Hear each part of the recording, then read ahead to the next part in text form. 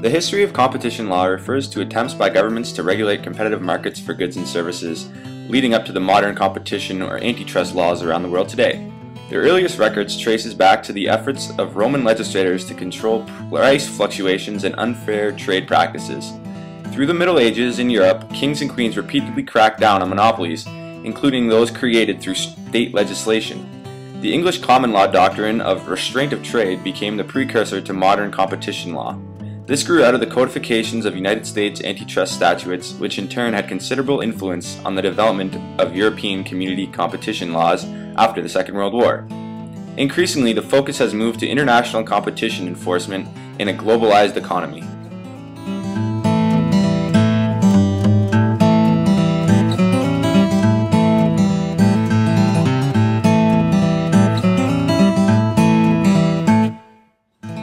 Our neighbors to the south, the U.S., have the Sherman Act, which was passed in 1890 and was named after its author, Senator John Sherman of Ohio. He was a senator who was in charge of the Senate Finance Committee at the time.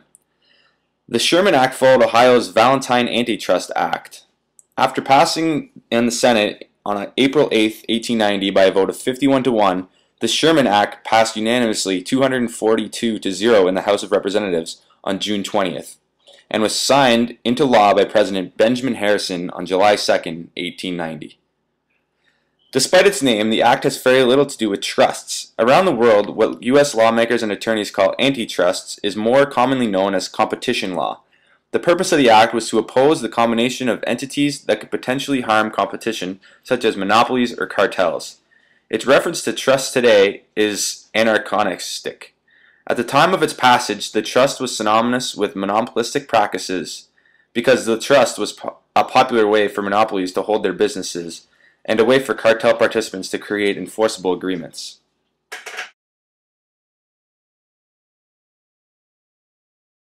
Broadcasting of sports started with descriptions of plays sent via telegraph in the 1890s.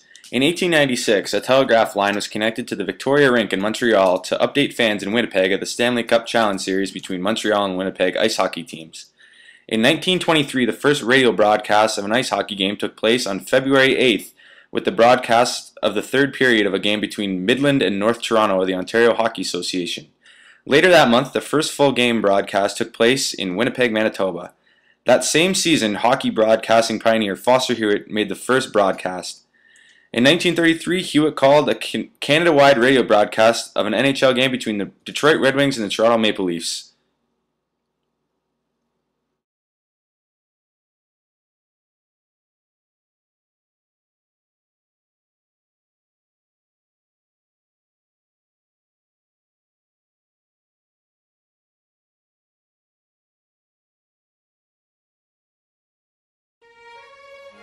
So that's it?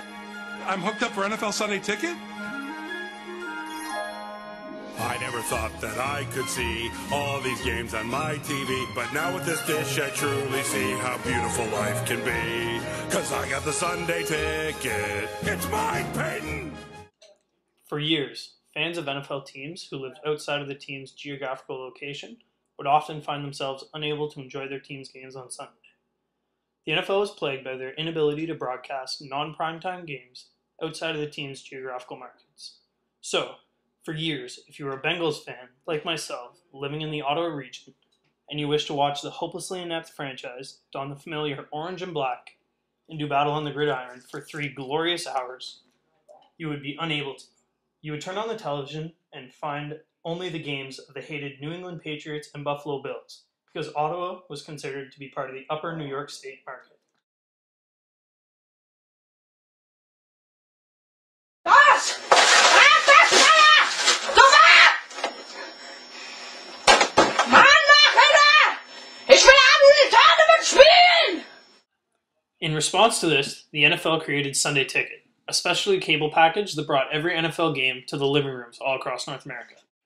Launched in 1994 as an out-of-market sports package, it provides, for a monthly fee, every regular season game in the entire NFL season. It originally was available on 3 separate cable and satellite providers. However, DirecTV won exclusivity for Sunday Ticket by bidding more than $700 million a year for its services. On March 23, 2009, DirecTV extended the contract of exclusivity for Sunday Ticket until the end of the 2014 NFL season for more than $4 billion. Having Sunday Ticket has become DirecTV's main selling point towards promoting their brand, and this is the reason they were able to justify spending so much money to acquire exclusivity for Sunday Ticket. In the past, the league has felt comfortable dealing with the issues of antitrust by hiding behind the outcome of the Broadcasting Act of 1961. The Sports Broadcasting Act was passed in response to a court decision which ruled that the NFL's method of negotiating television broadcasting rights violated antitrust law.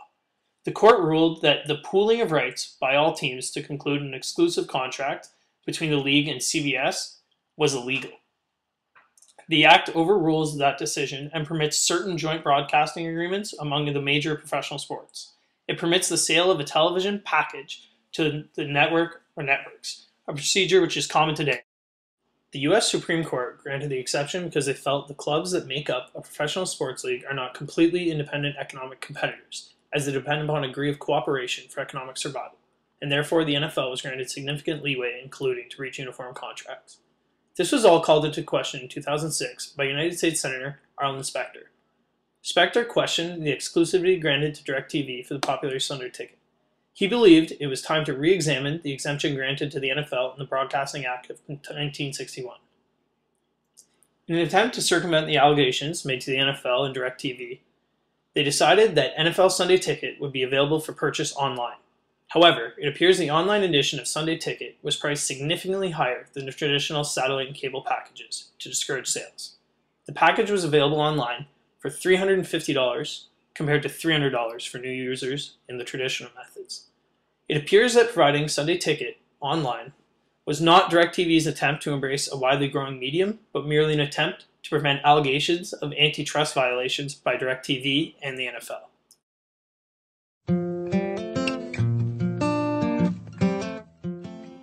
In Canada, Sunday Ticket is available on 13 satellite and cable providers.